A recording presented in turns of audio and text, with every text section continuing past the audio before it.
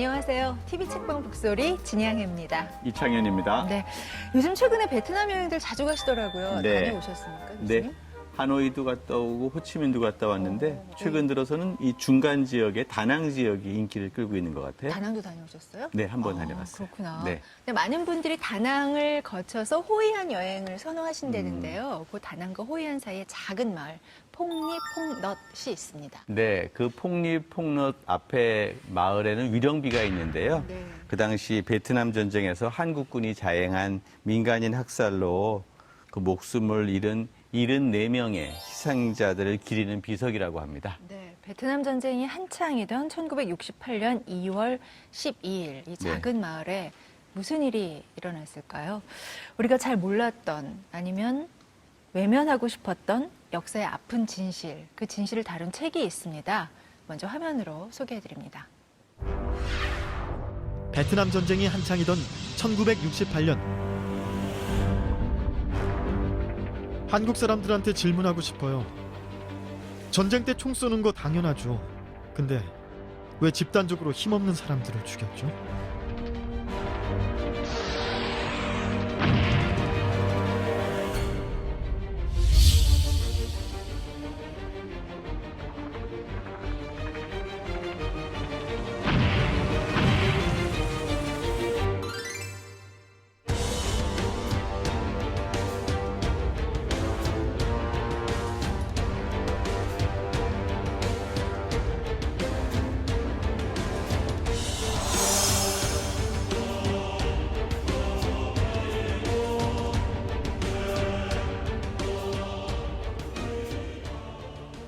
네, TV 책방 북소리 오늘 저희가 모셨습니다. 1968년 2월 12일 베트남 폭리폭넛 학살 그리고 세계의 저자입니다. 고경태 작가입니다. 안녕하세요. 예, 네, 안녕하세요. 네. 네. 고경태입니다. 예. 예, 베트남 중부에 있는 폭리폭넛 마을 취재를 위해서 많이 다녀오셨을 것 같습니다. 예. 얼마나 몇 번이나 다녀오셨습니까? 오늘 제가 세봤는데요. 네. 예, 한 9번이더라고요. 그래서 2000년 봄에 처음 갔습니다. 예, 당시 저는 그 한겨레에서 발행하는 그 주간지 한겨레 20일 기자였고요. 그때는 베트남에서 발생했던 베트남전 민간인 학살, 한국군에 의한 민간인 학살 그 지역들이 여러 군데가 있는데 그 중에 한 곳이었고요. 네. 그 중에 한 곳으로서 그 한번 들렀던 정도였습니다. 근데 특별히 여기에 대해서 아주 집중적인 관심을 갖고 취재를 하진 않았었어요. 그런데 그 해 11월에 저희가 이제 한겨레 20일에서 그 미국 국립문서보관소에 보관돼 있던 그 베트남전 민간인 학살, 그 중에서도 한국군과 관계된 그런 문서들을 저희가 발굴해갖고 처음으로 보도를 했습니다. 네.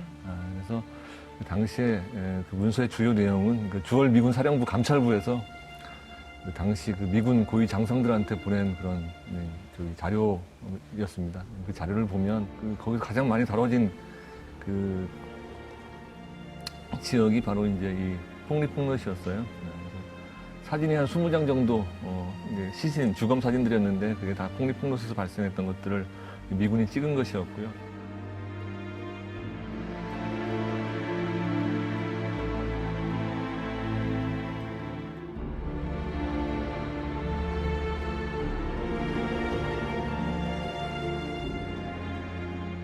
그래서 당시에 이제 기사랑 사진을 보도했습니다. 보도하면서 그 사진 설명이 되게 추상적이었거든요. 네. 그러니까 이제 미군이 찍고서 그냥 이 주검들 거기 이름이 아무것도 없었죠. 그래서 제가 그 다음 해에 그 주검들을 갖고서 그 마을을 가봐야겠다라고 생각을 했고요. 그래서 2001년 봄에 딱 하루 그 폭리폭넛에 가서 주민들을 불러 모아서 사진들을 보여주면서 여기 가족이 있으면 나와봐라. 그리고 이 사진 속에 자기 얼굴이 자기가 있는 사람들 나와봐라 해서 한 5시간 동안 초고속으로 사람들 이렇게 쭉 세워놓고 인터뷰를 했습니다. 네.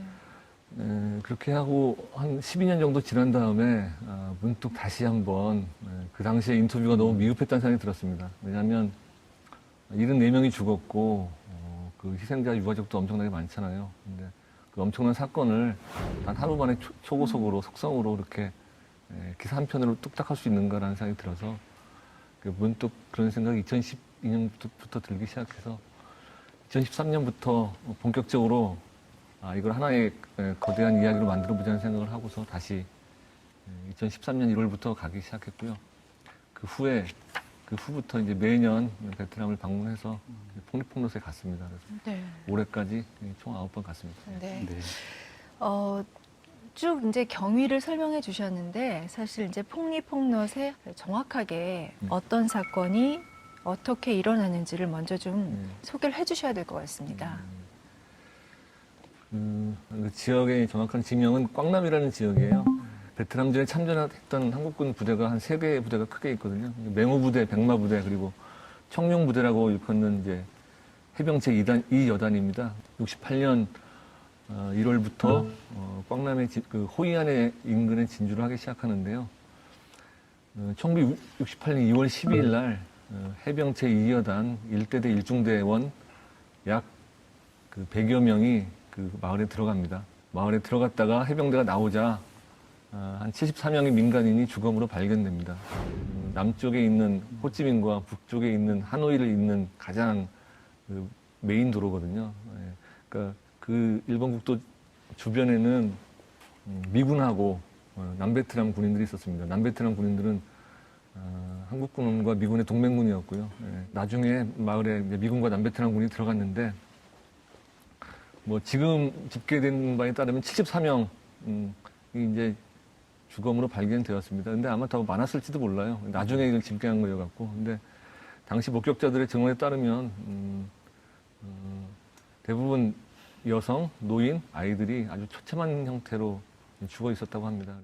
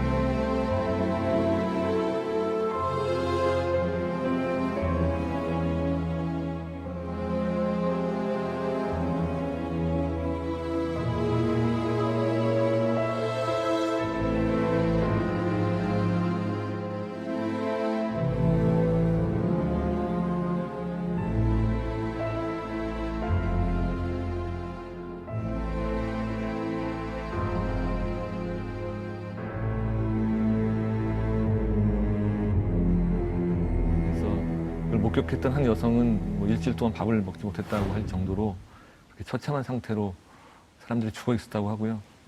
근데 이 지역의 특성이 다른 지역과 달리 또 그 남베트남 군인들 그리고 경찰들 가족들이 되게 많이 있었습니다. 그래서 미군의 어떤 미군과 한국군과 우호적인 사람들이 상대적으로 많이 있는 지역이었기 때문에 이분들이 아주 대단히 격렬하게 항의를 했던 거예요. 그래서 남베트남 당시 하원의 의회에다가 그 청원서를 내기도 하고 왜 우리 동맹군이 왜 우리 가족들을 죽였느냐라고 항의하기도 하고요. 그러면서 미군이 이 사건을 조사하기 시작합니다. 그래서 미군이 또 그걸 받고 가서 사진까지 찍었고 그러면서 9월 미군 사령부 감찰부에서 이 사건을 조사를 하게 되고요. 그게 이제 문서로 남아있게 되었던 거죠. 하지만 당시에는 비밀에 붙여져 있었고요. 나중에 다른 사건을 통해서 이것이 드러나게 됩니다.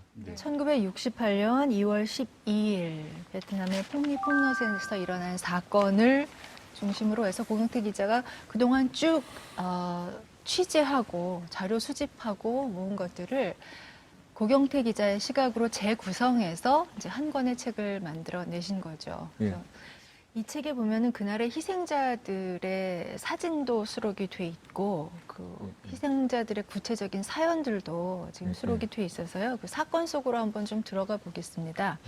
목격자의 증언을 통해서 재구성하셨을 텐데요. 이제 개인적으로 가장 그 인상 깊었던 희생자라면 어떤 분이십니까?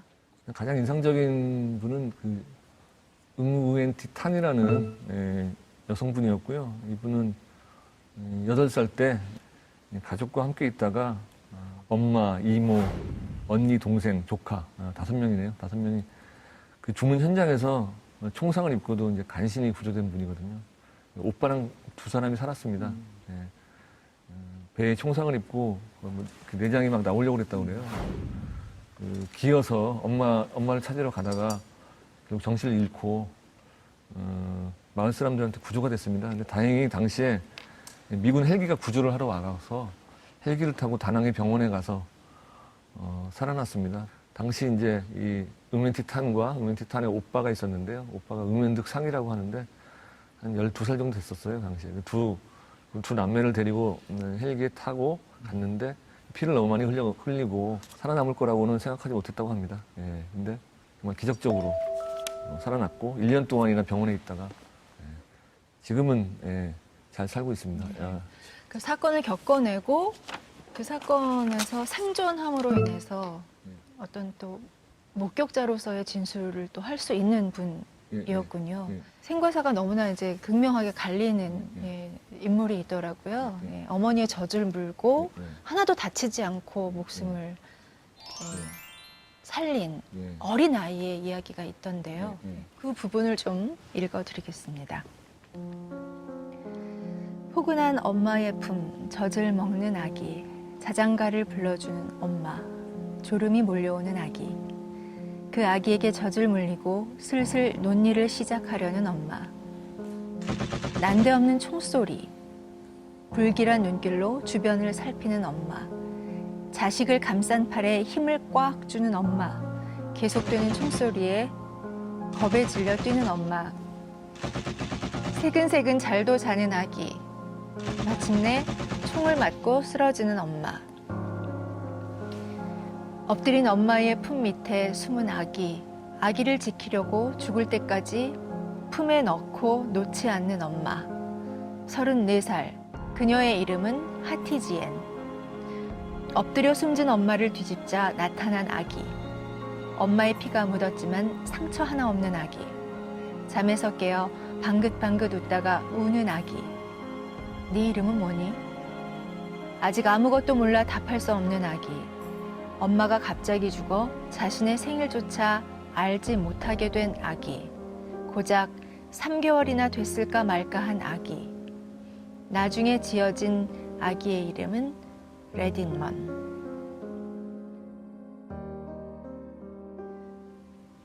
레딘먼에 관해서 좀 말씀해 주세요. 여러 번 만나셨을 거 아니에요? 예, 한 두세 번 만난 것 같습니다. 예.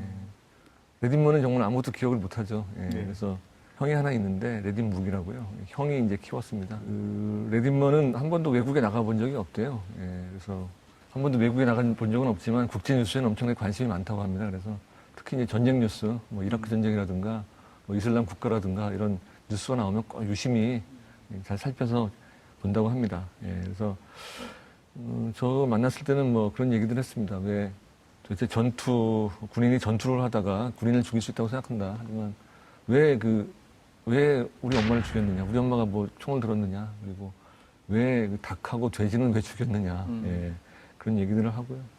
그리고 이제 여러 가지 불만들이 많이 있었습니다. 그 중에 하나는 이제 왜 베트남 정부는 아무것도 안 해주느냐? 그러니까 왜 베트콩과 민간인을 차별하냐라고 그런 불만을 얘기합니다. 개인적으로 제가 잠깐 여쭙고 싶은 것은 이걸 이렇게 기록하는 데 있어서의 개인적으로의 어떤 심경은 어떠셨을까 하는 걸 좀 여쭤보고 싶었습니다. 그냥 베트남 사람들이 이렇게 죽었다라고 이야기하는 것이 아니라 도대체 왜 하필 그때 한국군이 거기에 갔는가, 그리고 왜 한국군을 그렇게 죽이게 되었는가, 뭐 이런 것들의 맥락을 좀 보여주고 싶었습니다. 여기에 저도 책을 조금 읽어보면 사실 아이에게 젖을 물리던 엄마가 죽은 것처럼 폭롯은 군인이 죽은 게 아니라 남자들이 죽은 게 아니라 노인과 여성, 아이들이 죽지 않았습니까? 그 아이의 목소리예요.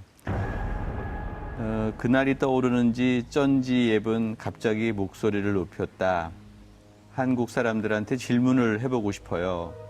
전쟁 때 총 쏘는 것은 당연하죠. 그런데 왜 집단적으로 힘없는 사람들을 죽였나요? 죽인 뒤에 왜 칼로 시체를 또 찔렀죠? 아이들 시체를 찢어서 왜 우물에다, 개울에다 버렸나요? 아기들과 여성들이 뭐가 위험하다고 그들을 죽인 거죠? 뭐 이런 증언들이 나와요. 사실 이런 울분들 대단한데요. 우리 군인들이 왜 그랬는지 한번 생각해 보실 수 있나요? 예, 뭐 추정만이 가능한 거죠. 예. 그 1968년 2월 12일로부터 12일 전에 구정대공세라는 엄청나게 큰 사건이 있었습니다. 베트콩하고 북베트남 정규군이 베트남 전역에서 미군과 남베트남군과 한국군을 공격을 했거든요. 그러면서 반격 작전을 시작을 합니다. 그리고 남베트남 일대에 계엄령이 선포되고요. 그 구정대공세 시점이 마침 또 해병대가 호이안에 딱 상륙을 완료한 지 딱 그날이었습니다. 그래서 해병대 대원들이 다 퍼져서 다 이렇게 분산이 되어서 꽝남성 지역에서 작전을 하게 됩니다. 그 작전을 하는 이유는 베트콩 소탕이었고요. 예. 당시 작전의 이름은 괴룡작전이었습니다. 그래서 일단 왜 그렇게 잔인하게 살해했을까라고 추정을 해보면 첫 번째로는 당시 한국군의 상태가 어떠했느냐라고 제가 추정을 해본다면 일단 엄청나게 피곤했을 거라고 생각합니다. 왜냐하면 68년 2월 1일부터 작전을 시작했는데 작전을 하면서 어떤 마을에 가서 임무를 하고 다시 중대 기지로 오는 것이 아니라 계속 떠돌아다녔습니다. 잠도 그 정글에서 자고 그러니까 별로 쉴 시간이 없었고요. 되게 피곤했을 거예요. 잠도 아무 데서나 잤기 때문에. 그리고 밥도 불규칙하게 먹었고. 또 하나는 되게 무서웠을 것 같습니다. 예. 왜냐하면 부비 트랩에 걸려갖고 죽어가는 동료들을 보기도 했고 갑자기 날아오는 저격을 받아서 또 죽어가는 동료들을 봤을 것이고 그래서 오로지 나는 살아남아야 된다는 것들이 그들의 의식을 지배하고 있었을 겁니다. 그리고 또 하나는 그 방공 교육을 엄청 받았잖아요. 예. 그래서 빨갱이는 죽여도 된다라는 것들이 그 사람들의 의식에 있었고요. 만약 저들에게 빨갱이라는 어떤 용의점이 발견되면 가차없이 죽여도 된다라는 그런 생각이 또 있었을 겁니다. 그리고 또 하나는 말이 안 통했습니다. 그러니까 작전적에 가서 폭립폭로에 갔을 때도 통역을 해줄 사람이 없었습니다. 가령 외국 군대가 들어오니까 어떤 사람들은 도망을 갔을 수도 있잖아요. 어떤 사람은 또 뭐 약간 이상한 행동을 할 수도 있고 그것들을 이해하고 뭔가 소통을 해야 되는데 그 통역을 해줄 사람이 아무도 없었습니다. 오로지 손짓과 발짓으로만 했었고 그러다가 이제 뭔가 화가 나는 일이 벌어지지 않았을까 싶어요. 그것이 무엇인지는 정확히 모르죠. 뭐 가만히 있으라고 했는데 누군가 도망을 갔다거나 뭔가 하여튼 소통이 안 되면서 벌어지는 어떤 우발적인 어떤 사건. 그날 하루에 어떤 일이 벌어졌는지 잘 추정하기는 어렵겠지만 그 당시 한국 사회에 만연한 어떤 냉전의 논리, 냉전의 의식 이런 것들이 발현된 게 아닌가 생각이 들고요. 어느 정도의 피해자가 있을 거라고 추정을 하고 계신가요? 지금 처음에 그 베트남 지역을 조사했던 구수정 씨의 그 추정에 따르면 80개 지역에서 9,000명 정도가 죽은 것으로 지금 집계하고 있고요. 네. 민간인 학살의 경우. 민간인 학살의 경우 그렇고요. 1968년 2월 10일 한국군의 집단 인명 살상 사건에 대한 탄원서. 한국군이 갑자기 우리 마을에 들이닥쳐 보이는 사람이면 누구나 잡아다 칼로 찔러 죽였고 너무나 잔인하게 우리 가족과 친지의 손과 발을 토막냈습니다. 살아남은 사람들은 또다시 발생할지 모를 야만적인 학살 장면을 떠올리면서 공포에 떨며 밤낮으로 가슴을 졸이고 있습니다. 이 불행한 희생자들에게 누구도 애도를 표하고 있지 않습니다. 우리는 더 이상 기다릴 수가 없습니다. 네, 이게 결국은 사실 이게 전쟁의 본질은 결국은 돈 문제라는 생각이 좀 들고요. 사실 베트남전에서 벌어들인 그 외화가 그 당시 우리 경제의 기틀을 마련했다고 뭐 해도 과언이 아니겠죠. 예. 그 과정에서 사실은 우리가 벌어진 이 문제를 직면하지 못하고 있는 게 아닌가 하는 생각이 네. 들거든요. 어떻게 생각하십니까? 교과서에 베트남 전쟁이 어떻게 기술되어 있는지 제가 다시 예전에 본 적이 있었는데요. 가장 중요하게 언급되는 것이 아마 그 경제 성장이었던 것 같아요. 예. 사실 뭐 그때 많은 한국 기업들이 현지 이제 하도급의 건설, 뭐 용역 건설, 무역 이런 데 참여를 하면서 1968년 그 통계를 보면 그때 당시 군인과 기술자들의 송금액이 전체 소득의 7.2%나 됐다고 합니다. 상당하네요. 예. 그리고 제가 최근에 나온 책이 있습니다. 박정희 경제 신화 해부라는 그 박근호 시즈오카대 교수가 쓴 책이 있습니다. 여기 보면 도대체 박정희의 경제 신화가 어떻게 가능했느냐, 박정희가 훌륭해서이냐, 아니면 또 다른 무엇 때문이냐라고 이제 질문을 던지거든요. 그러면서 무슨 얘기를 하냐면 그 베트남 전을 이야기합니다. 예.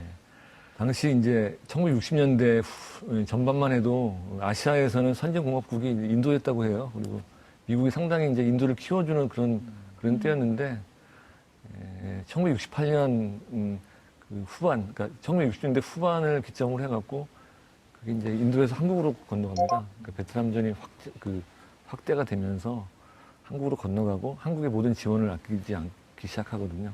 그래서 그 책에 보면 냉전과 분단의 현장인 한국을 자본주의 체제의 우월성을 증명할 그 쇼윈드로 만들기 위해서 미국이 전략을 바꾸었다라고 얘기하거든요. 이런 측면에서 보면 우리가 박정희의 경제 신화, 한국의 경제 성장, 뭐 한강의 기적을 얘기할 때 베트남 전쟁을 빼놓고는 도저히 설명이 안 되는 부분이거든요. 그러니까 하지만 우리는 경제 성장의 어떤 과실만 생각하지 그 과정에서 어떤 일들이 있었는지, 그리고 우리가 도덕적으로 떳떳지 못한 일들이 있지는 않은지에 대해서는 별로 성찰을 하지 않았던 것 같습니다. 결국은 베트남 전쟁에서의 한국군의 민간인 학살, 이것을 베트남 전쟁 자체를 성장의 담론으로만 보니까 결국은 이런 인권의 문제 이런 것들은 사각지대에 놓이지 않았나라는 생각이 들고요. 그래도 1999년도 언론사의 보도에 따라서 이제는 중요한 정책적 아젠다가 된 것 같은데요. 저는 이걸 보면서 역사는 반복된다라는 것들을 강조하신 것 같아요. 그러면서 보니까 제주 4.3 사건, 폭리, 폭럿, 학살, 그리고 80년 5월의 광주가 이어져 있다. 이걸 보게 되면 왜 그런가 봤더니 피해자를 바라보는 시선인 것 같아요. 어떤 이미지의 모습들이 어쩌면 제주 4.3에서 폭리, 폭럿으로, 그리고 이제 그때 참전했던 사람들이 다시 80년 광주에 참여하지 않습니까? 그래서 이런 것들이 이어지는 것인데 여기서 시사하는 바는 뭐라고 생각하십니까? 2000년 11월에 그 미국 국립문서 보관소에서 입수했던 그 폭리폭로 사진 중에서 가장 충격적인 이미지는 가슴이 잘린 채 아직도 살아있는 여자라는 설명이 붙어있던 그 미군 상병이 찍은 사진이었습니다.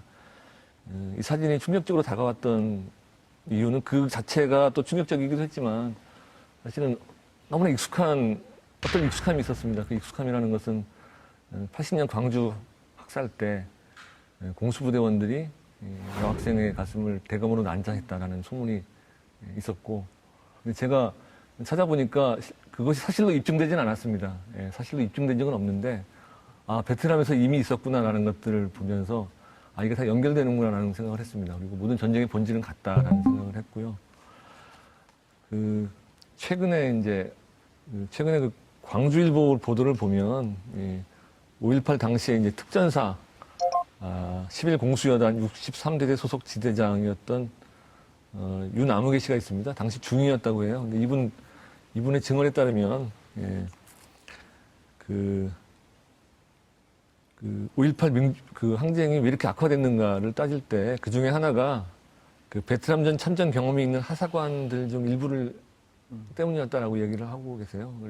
뭐라고 하시냐면 시민들을 대검으로 찌르고 머리를 진압봉으로 강타하는 등 악랄한 진압을 펼친 군인들 일부가 월남전에 다녀왔던 하사관이었던 것으로 기억한다라고 이야기를 합니다. 그러니까 광주 그 공수부대원, 거기 투입됐던 공수부대원들 중 상당수가 베트남전 참전 경험이 있다는 것은 약간 소문으로 있었거든요. 근데 처음으로 이렇게 누군가 증언이 나왔던 것 같고요.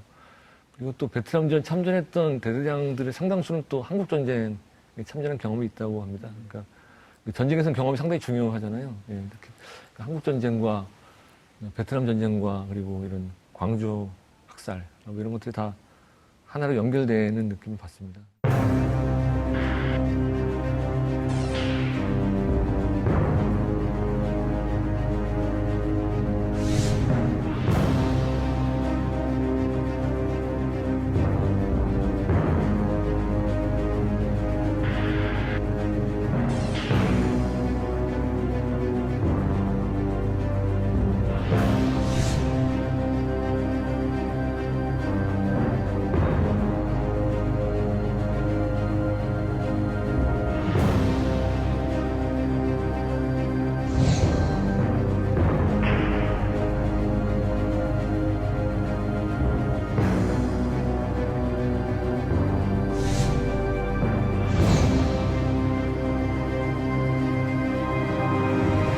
사실은 내가 원한 것도 아닌데 예, 전쟁터에 가야만 했던 그 순간부터 어떻게 보면 그분들도 피해자일 수도 있다는 생각을 할 수 있거든요. 큰 틀에 보면 우리 모두가 다 피해자가 그렇죠. 아닌가 하는 생각도 네. 들고요. 시대의 아픔을 함께 하는 거죠. 그들의 아픔도 분명히 있을 거고요. 네, 맞습니다. 예, 그래서 사실 정말 중요한 것이 국가가 어떤 생각을 갖고 있는가 그것에 대한 물음을 좀 하게 되는 것 같아요. 그 99년도에 한겨레 20에서 처음으로 이 베트남 문제를 보도하고 나서 한국사에서는 이제 관련된 시민단체가 생깁니다. 그래서 베트남전 진실위원회라는 그런 시민단체가 생기면서 그 베트남전에서 벌어졌던 여러 가지 민간인 학살을 조사하고 한국 그 시민사회가 어떻게 여기에 대응해야 하는지를 고민하기 시작하는데요. 그게 99년부터 시작된 거거든요, 한국에서는. 근데 일본에서는 이미 60년대부터 이런 움직임이 있었습니다. 제가 이번에 책에도 썼는데요. 그 오다 마코토라는 일본 베헤이렌이라는 단체를 주도한 분이 계신데 이분이 되게 유명한 소설가이십니다. 그리고 서상가이시기도 하고요. 이분이 세운 논리가 뭐냐면 피해자는 가해자다라는 논리거든요. 피해자이기 좀 더 정확히 얘기하면 피해자이기 때문에 가해자다. 국가로부터 피해자이면서 가해자의 역할을 그 명령을 받았다라고 이야기를 합니다. 그러면서 이분이 이제 태평양 전쟁 때 그 자기 주변에 그 이웃 형들이 이제 일본군 병사로 많이 끌려갔거든요. 그 사람들이 아시아 곳곳에서 엄청나게 나쁜 일들을 많이 했는데 결국 그들도 피해자였다. 그러나 또 가해자였다라고 얘기하거든요. 그 베트남전에 참전했던 참전 군인들도 마찬가지라고 생각합니다. 이분들이 가해자로 어떤 일들을 했는지에 대해서는 별도로 규명을 해야 되는 거고요. 이분이 국가로부터 어떤 피해를 받았는지 다녀와서 여러 가지 뭐 고엽제 피해도 있고 그다음에 정신적인 문제도 그 발생한 분도 계시고 이런 부분들은 국가가 책임져야 할 문제라고 생각합니다. 일본군 위안부를 바라보는 우리의 시선과 사실은 월남군 민간인 그 월남에 참전한 한국군의 민간인 학살 이런 것들이 사실은 좀 방향과 입장은 다르지만 함께 인권의 문제로서 같은 선상에 있는 게 아닌가 생각이 들고요. 또다시 이제 우리 문제인데요. 한겨레가 이걸 보도하고 나서 월남군 참전 용사들이 한 2,000명 가까이 언론사에 다시 항의를 했었던 것 같아요. 이게 사실은 우리 안에 이제 서로 간의 갈등의 문제인데 이걸 어떻게 보십니까? 예, 당시에 엄청난 사건이었습니다. 신문사에 유리창에다가 돌을 던져갖고 부상자도 발생하고 심지어는 불 붙인 신문지를 던져갖고 화재도 발생할 뻔했고요. 그래서 당시에 이제 참전군인들은 한겨레가 참전군인들 명예를 훼손하고 있다라고 얘기를 했고요. 그 양민학살 같은 그런 사건은 전혀 없었다고 얘기를 했습니다. 그리고 실제로 그분들 말이 맞을 수도 있습니다. 맞다라는 것은 다 각자 경험이 있는 건데 그들의 경험 속에는 정말 가서 좋은 일만 하시고 오신 분들도 있을 거예요. 그분이 속한 부대에서는 정말 대민 봉사만 하고 아주 그곳의 지역 주민들하고 아주 좋은 관계를 맺으신 분도 있고 또 어떤 분들은 정말 기억하고 싶지 않은 그런 기억을 안고 돌아오신 분도 계시고요. 그래서 나는 베트남전에 가서 1년 동안 전투를 했지만 단 한 번도 양면학살 같은 것은 겪은 적이 없다, 본 적도 없다라고 하시는 분들은 그분 이야기는 또 그분 이야기도 맞습니다. 하지만 베트남전 그 한국군이 파병했던 8년 동안 도처에서 민간인 학살이 있었다는 것은 분명한 사실입니다. 분명한 사실이고요. 이런 것들이 왜 이분들이 이렇게 흥분하는가? 왜 이분들이 끝까지 자신들의 명예를 이야기하고 그것이 애국이었다고 얘기하는가? 그리고 아직도 그때 베트콩들을 적대시하는가를 따져보면 우리나라가 아직도 분단 국가이고 전쟁은 끝나지 않았잖아요. 종전이 된 게 아니라 휴전 상태인 것이고 아직도 냉전의 논리가 아직도 우리 사회를 지배하고 있고 여전히 또 종북이라는 말을 하지 않습니까? 종북. 네. 종북 빨갱이. 그리고 그것이 상대방을 공격하는 도구로 정치적인 도구로 이용되고 아직도 여전히 우리 사회가 냉전에 휩싸여 있기 때문에 그런 것이 가능한 것 같습니다. 예. 뭐 미국이나 미국 참전 군인들이나 이런 분들 만나보면 훨씬 더 우리보다 유연하고 열려있고 예전에는 우리가 이렇게 싸웠지만 우리가 그것이 잘못 간 것이다라는 것들을 순순히 인정하시거든요. 물론 한국에도 그런 분들이 계시지만 아직도 상당수 분들은 그 반공 이데올로기, 냉전 이데올로기였던 그 프리즘으로 아직도 베트남전을 바라보고 계신 것 같아요. 베트남의 제1전선은 예. 나름대로 통일이 이루어졌는데 예. 여기에 제2전선은 아직도 휴전이고 냉전의 논리가 아직도 치열하다. 이런 것들은 우리가 다시 한번 경각심을 갖고 좀 봐야 될 문제네요. 어떤 면에서 이 책을 쓰신 이유이기도 할 것 같은데요. 우리가 이 베트남 민간인 학살 문제를 잊지 말고 기억해야 되는 이유, 그리고 이 시각에 다시 이렇게 공론화하고자 하는 이유는 어디에 있다고 보십니까? 이번 문재인 대통령께서 현충일 추념사에서 이렇게 말씀을 하셨습니다. 그 베트남 참전 용사의 헌신과 희생을 바탕으로 조국 경제가 살아났다. 폭염과 정글 속에서 역경을 딛고 묵묵히 임무를 수행했고 그것이 애국이다라고 말씀을 하셨는데요. 아무래도 현충일이다 보니까 이제 나라를 위해서 나라의 명령으로 전장에 가서 목숨을 잃은 분들에 대한 예의를 갖추기 위해서 했던 말씀인 것 같습니다. 근데 이것이 보도되고 나서 베트남 정부가 또 성명서를 발표했어요. 이것도 상당히 역사적인 사건입니다. 뭐라고 했냐면 베트남 국민의 감정을 상하게 하고 양국 우호 협력 관계에 부정적 영향을 끼치는 발언이었다라고 발표를 했는데요. 한국과 베트남이 92년 김영삼 정부 때 재수교를 했었는데요. 지금까지 한 번도 이런 적이 없었습니다. 한국과 베트남의 관계가 워낙 긴밀하고 양국의 경제 교역이라든가 이런 것도 엄청나게 많잖아요. 또 한국이 베트남의 그 제3세계 개발 원조 자금도 제일 많이 지금 보내고 있습니다. 이러다 보니까 그동안 베트남 정부는 한국군의 베트남전 참전에 대해서 이렇게 얘기를 했죠. 과거를 닫고 미래로 가자. 그래서 한국 정부가 불편해할 이야기는 단 한 번도 한 적이 없습니다. 근데 이렇게 이야기하고 있는 것은 이제 그들도 뭔가 이야기할 때가 되지 않았는가 하는 겁니다. 그러니까 그들 눈에는 한국 정부가 마치 위안부 문제를 부정하는 일본 정부처럼 보일 소지가 충분히 있거든요. 이것은 이제 어떻게 보면 우리가 그동안 계속 베트남전 문제를 거울이다라고 얘기했던 이유는 이것이 어떤 염치와 관계된 거라고 생각하거든요. 네.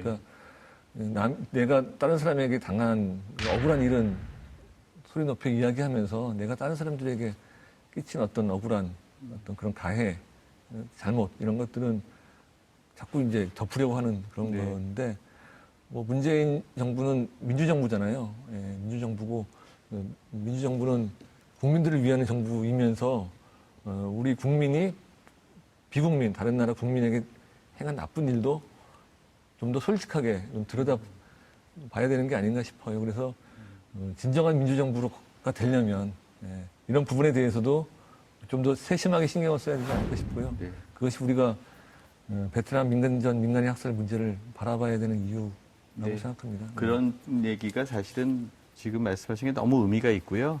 그게 머릿말에 제일 처음에 서술되어 있는 멘트가 모든 걸 함축하고 있다고 봐요. 그러니까 즉 무엇인가를 폭로하기 위해서 이 책을 쓰지 않았다. 그리고 기록하려는 열망에서 시작했다 이런 것인데요. 구경태 기자의 이러한 68년도에 어느 하루의 기록이 우리 국민들에게 최소한 좀 부끄럽지 않은 역사 인식이 만들어질 수 있는 계기가 됐으면 좋겠습니다. 예, 일단 이 책을 쓴 가장 큰 이유는 역사에 대한 관심이었던 것 같고요. 네. 저는 2000년부터 제가 이걸 취재하면서도 좀 더 영향력 있는 매체들이 가령 뭐 지상파 방송이라든가 이런 데서 이런 것들 취재를 했으면 하는 바람을 갖고 네. 그분들한테도 좀 취재를 해봐라, 뭐 보도를 한번 해봐라, 뭐 이런 이야기들을 했었는데요. 아무도 이 관심을 갖지 않더라고요. 그래서 제가 나라도 나서야겠다라고 생각을 했고, 내가 그동안 해왔으니까 내가 제일 잘할 수도 있겠다는 생각을 해서 뛰어든 겁니다. 과연 이 책임을 누가 져야 할 것인가? 책임의 주체가 책임을 지는 것. 시작은 거기서부터 시작이 돼야 되지 않을까 하는 생각을 하거든요. 1968년 2월 12일 베트남 폭립폭넛 학살 그리고 세계입니다.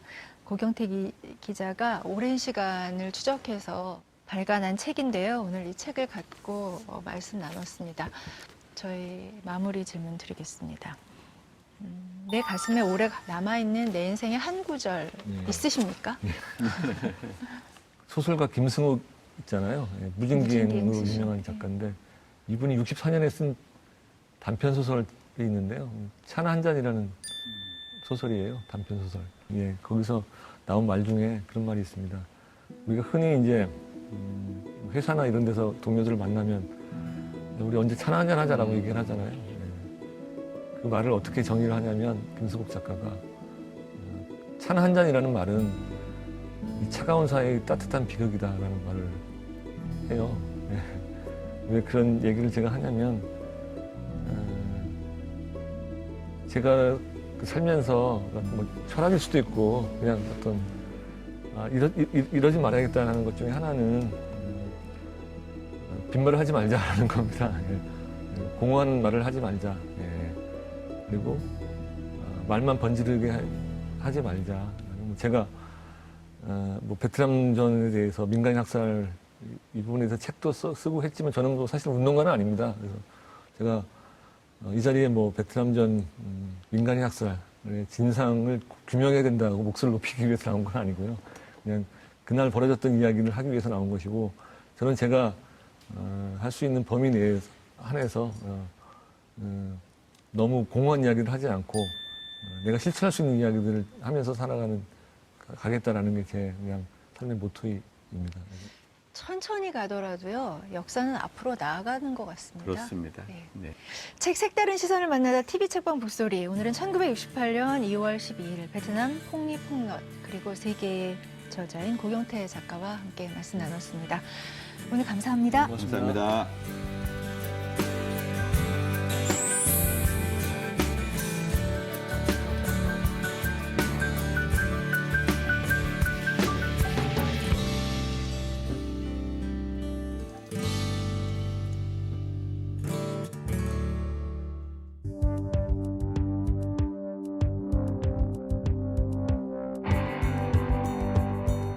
(1968년 2월 12일) 베트남 중부 지역 폭립폭넛에서는 한국군의 베트남 민간인 학살 사건이 있었습니다.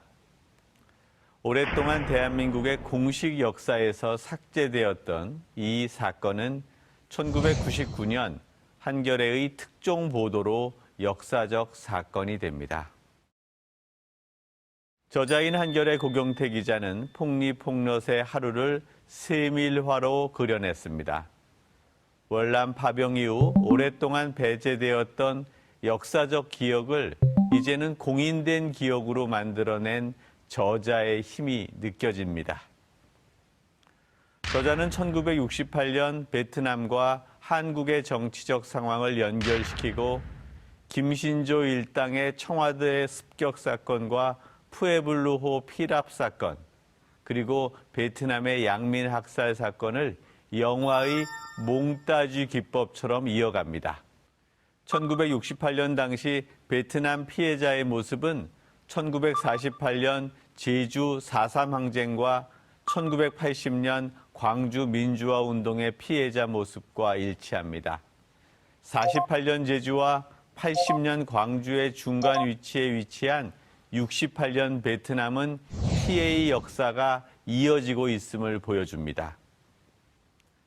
책에 실린 어느 미국 병사의 사진들과 미군의 기밀 문서는 기록의 중요성을 느끼게 합니다.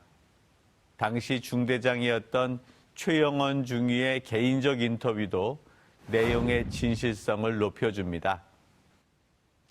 1968년은 체게바라와 호치민의 죽음 사이에 있었고 프랑스에서 시작된 68 운동이 세계를 뒤흔들었던 시기입니다.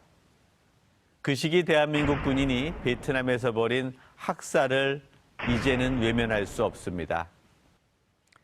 역사를 잊은 민족에게 미래는 없다는 신채호 선생님의 말이 침략의 역사를 기억하는 수단으로서가 아니라 우리가 피해를 준 사람들을 기억하는 수단으로 사용되기를 기대합니다.